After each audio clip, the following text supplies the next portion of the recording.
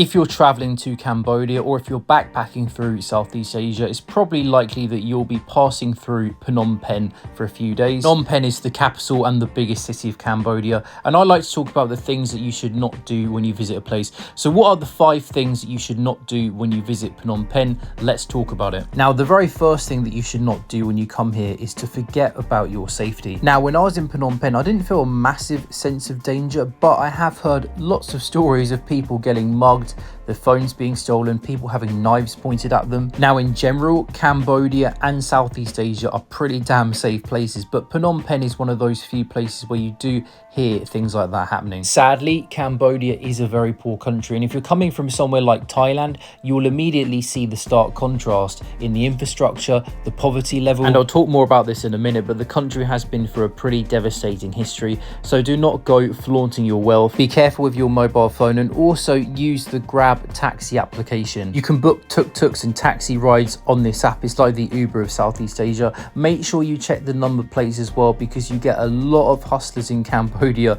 trying to get you on a taxi ride. You get the same in Vietnam too. And what you get as a tourist, you get people shouting at you, grab taxi, when they're not a verified Grab taxi driver at all. They're a hustler, and if they're the wrong type of hustler and you get with them, then something bad could happen. So again, use the Grab app, and also make sure you check those number plates. Now, another thing that happened to me when I was walking by the riverside and the Royal Cambodian Palace, some people came up to me trying to make me go on a boat tour to somewhere called Monkey Island. My friend, you want to go to the famous Monkey Island? $10, the famous Monkey Island. Now, in the comment section, please do correct me if I'm wrong. I'm happy to hold my hands up and apologize if I'm wrong here, but the last time I checked on Google, there is no famous island in Phnom Penh called Monkey Island where you can go and see all these weird and wonderful monkeys that you've never seen before. And these guys will come up to you showing you these pictures of all these monkeys that they probably just copied from Google Images, right? I think it's a scam, but if it's not, please do let me know. Now, there is a monkey island down in the south of Cambodia near Koh Rong Island, but I don't think some random guys in Phnom Penh would be trying to sell you a $10 tour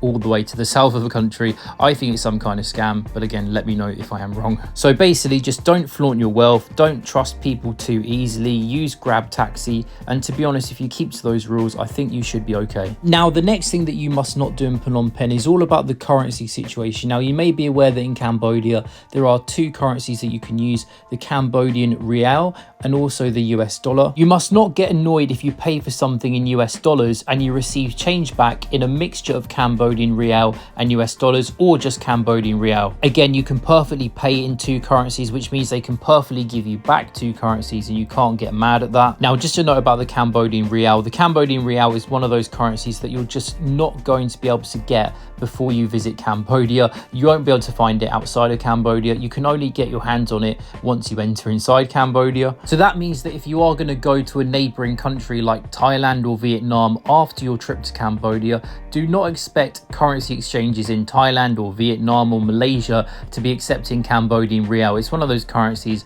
that people just don't want to have. So once you have finished your trip inside Cambodia, make sure you either spend all of your spare rial that you have left over, or exchange your rial inside Cambodia, because if you try to exchange your rial outside of Cambodia in a different country, they probably won't accept it. So now, moving on to the third thing that you must not do in Phnom Penh, you must not forget to go to the killing fields and the S21 prison. Now, I do need to warn you, you may find some of the clips coming up right now a little bit triggering or a little bit upsetting. If you are coming to Cambodia, you have to visit both of these places. The killing fields and the S21 prison are 2 different sites. They're 2 different parts of the city. So you can visit both of them in separate trips, and you can use Grab taxi to get to both sites. But I would recommend visiting both of them in the same tour on the same day, and you can do what I did. You can use the link below in the description and the comment section to book this tour here. This is exactly the tour that I took. It will be a heavy emotional day, as you can see from some of my clips. It is quite graphic in both sites, but it's absolutely crucial that you do go and that you learn about the history